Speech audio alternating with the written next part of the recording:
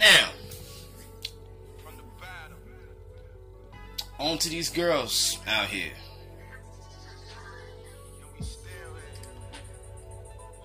Y'all motivate this silly ass behavior. You know what I'm saying? These guys think this is how they gotta, how to be to get the bitches. Well, they could be right. If that's what you want is a bitch, a thought, or a hope. We've got to start raising the quality of our choices, ladies. Y'all pick these fragile ass boys with fragile ass egos all the time. Y'all pick them over men, real men, over guys that will treat you better, love you better, protect you better, help you be better. Hell, the chances of him even sexing you better is greater because he most likely is going to be more health conscious and fit. Knowledge plus experience plus good health, fitness can equal better sex. But no, just because he don't fit a certain image, you don't get a guy a chance.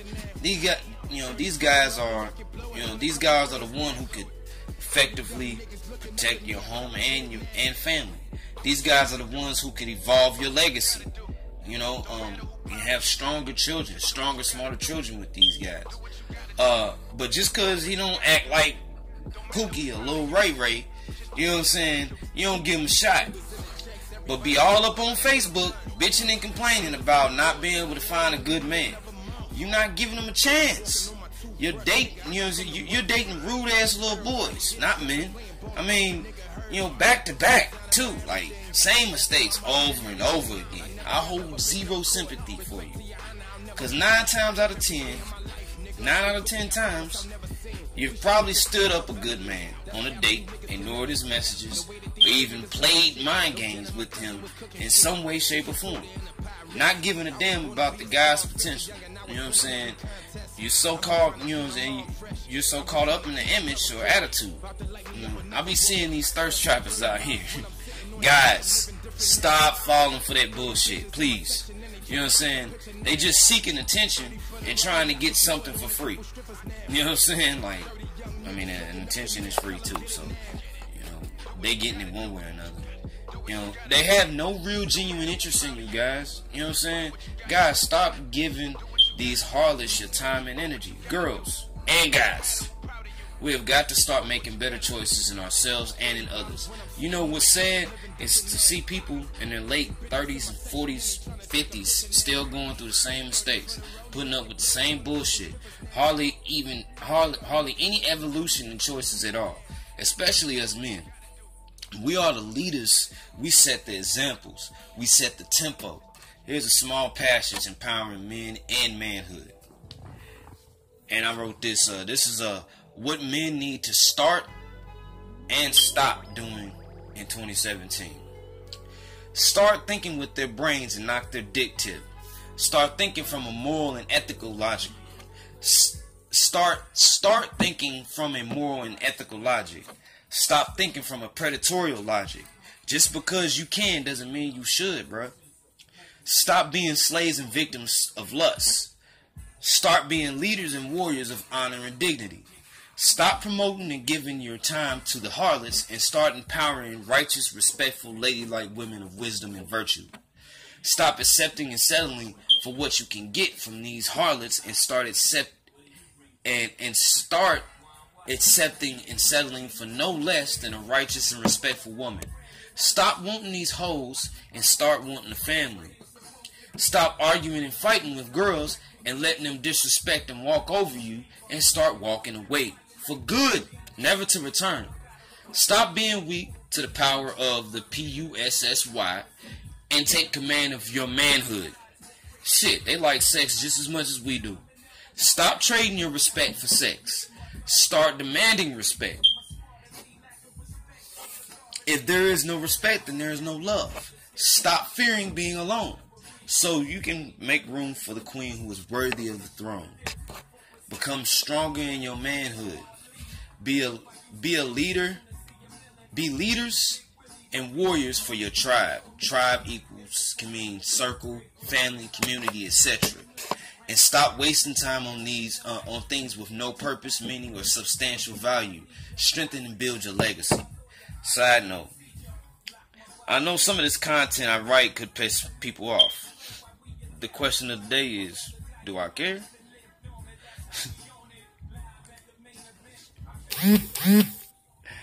I got a big shit-eating grin on my face right now, so if that tells you anything. If you're offended by this, then you probably one of those fools out here saying and doing dumb shit out here on social media for the world to see. This is my one and only warning. If you have any quarrel with what I am saying, then address me personally and privately. If you don't, and you show out on social media,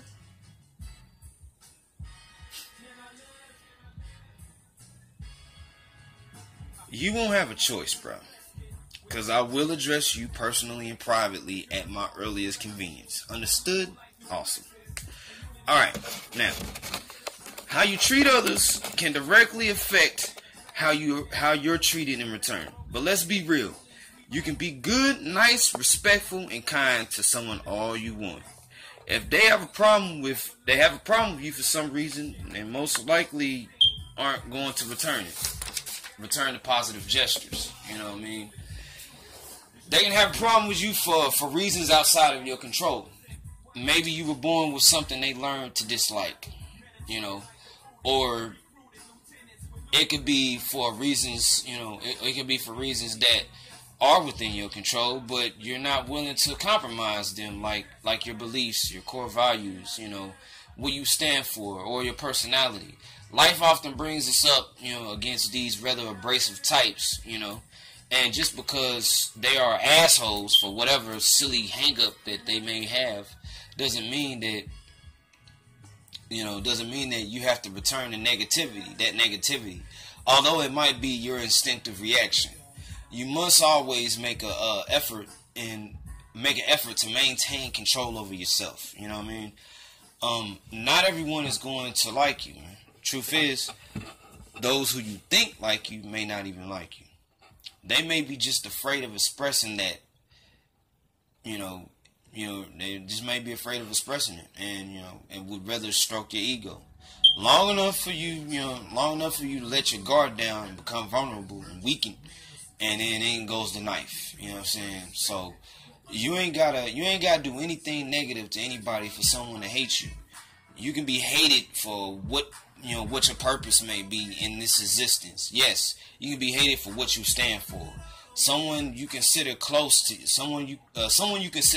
you could be jealous of you because you have something they don't. And it's not always material or external things either. It can be something internal. You may have a quality in your personality that they don't, and they may be too proud to ask you to help them develop it. You know, so instead they plot and talk behind your back. You know what I mean? You might have more determination and willpower than them, and it might make them jealous. You might be more resilient than them, and they may be envious of that. You know, envious because of that. You know what I'm saying? Now you may think that that isn't something you have any control over, but you have to understand that everyone is different. Some people aren't built like you. Some people are taught weak, backstabbing ways and never learned any other way. Some people never, caught on to how to cultivate their willpower, so they are always looking for an easy way out. I've learned this the hard way. You know what I'm saying? You can't expect them to be as strong as you are, no matter how much you try to inspire and motivate them. They're either going to get it and rise up to their power or fall to the wayside. Period. In a sense, someone who is hateful, jealous, or envious of something that is internal can be worse than something external. Reason is that external things in most cases can be bought or attained or something like that. It's harder to get someone to develop or change their own inner workings, though, I believe. And if they hold jealousy or hatred in their heart towards you because you possess certain internal qualities that they don't, this can make the worst of secret enemies, I'm telling you. This is why I say be you to the fullest potential possible. It's one of the many good tactics to smoke out secret haters. You know what I'm saying? Make them face you head up, chest to chest, man. Don't dumb yourself down. You know what I'm saying? So they can comfortably slither behind your back. You know what I'm saying? Burn bright with vigor and power. You know, make it unbearable for them to be fake. To be fake. 8 out of 10 times they are weak, and that's why they being sneaky about their hatred. You know what I'm saying? So, you know, now before I carry on to this next part though, which is going to get even heavier, just know that all oppositions aren't worth your time. As a matter of fact, most aren't worth. In most cases, it's best to just walk away. You know what I'm saying? Once an opposition is exposed, keep them away from you, and you know what I'm saying, so they can't sabotage your forward progress. Long as they're not a direct threat to your physical safety or forward progress, then there is no real need to engage. And for those who do pose a direct threat, this next part's for you. Power. If you expose an opposition that is pretending to have your back, and they pose a direct threat to your well-being or progress, it would be wise to utilize your power to neutralize the situation swiftly, efficiently, discreetly, and thoroughly. They have a bit of advantage because they spent some time knowing your strengths and weaknesses, and and plans. So I would not waste any time disposing of their presence in your path. Although I am normally a positive, high-spirited, and forgiving individual, I believe that it is wise in this type of situation to be extremely merciless. They obviously meant the worst for you. Be merciless, at least until they are not a threat. You want to be careful not to overdo things, though. Leaving too much of a foul taste can come back to haunt you. The pursuit of power over the pursuit of pleasure. There comes times in your progress through life, trying to reach a high level of existence, you come upon direct opposition. Basically, they hate what you stand for, who you are, or what position you hold, and want to put an end to it. And they aren't being sneaky about it this time either. You know what I'm saying? These types aren't being sneaky about it either. In some cases, they have enough of power and presence to directly threaten your progress. You have goals to obtain, levels to reach, and these assholes are basically, are in the way basically. They gotta go.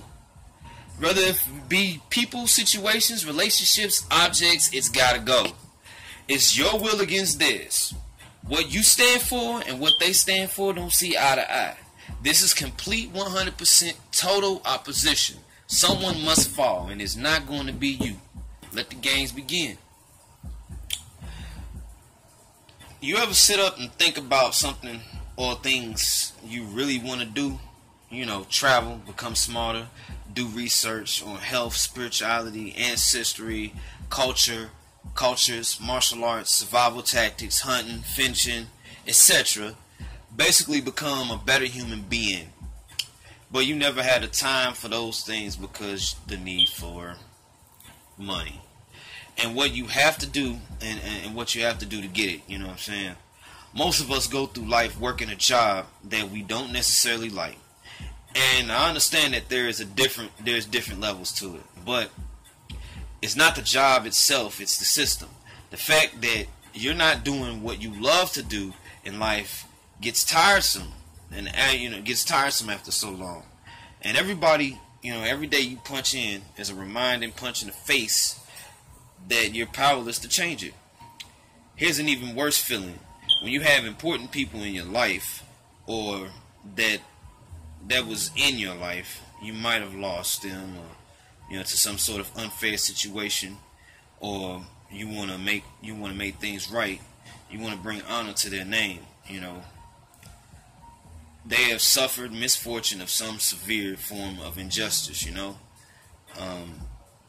A fate that they didn't deserve, basically. Because these people had a heart of gold. You want to help them. You want to help them triumph triumph their adversity. But there is little to nothing you can do because you're struggling yourself. You need help yourself. Basically, you're powerless. I don't know about you, but I mean, this feeling is infuriating. To me, it's infuriating. Being at the mercy of something that is unjust or unfair. You know, the thought of it. I mean, to be honest, the thought of it makes me want to break. Makes me want to break something.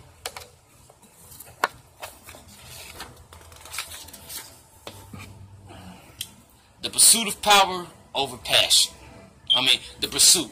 Purpose over passion. I believe most people want some sort of power. Just to have the power to live a happy and fulfilling life is enough for most. And that's great. I want that also. But I want more. I want the power to fulfill my purpose. And maybe that's what happiness is to me. I want the power to change things for the better in a major way on this earth. I want to at least spark the fire of great change. I have many talents. Through those talents, I can achieve this goal. So what is your reason for pursuing power? Some want it for selfish and petty reasons. Some want it for revenge, which can also be considered petty depending on the reason they want revenge. Most cases, it's going to be considered petty. Some people want it so they can quench their burning passion for someone or something, which in some ways relates to some people wanting it for pleasure. Being passionate about something can be great, especially if it's something positive. But when that passion becomes a purpose that you want to serve or live for, then your energy for whatever it is you want to do becomes even more powerful. Remember, passion is good and all, but don't get caught up in the trap of chasing passion. You know what I'm saying? Find your purpose. You only have one life to live in this realm that you remember anyway. On to Power for Respect is next. Dark Horse signing out.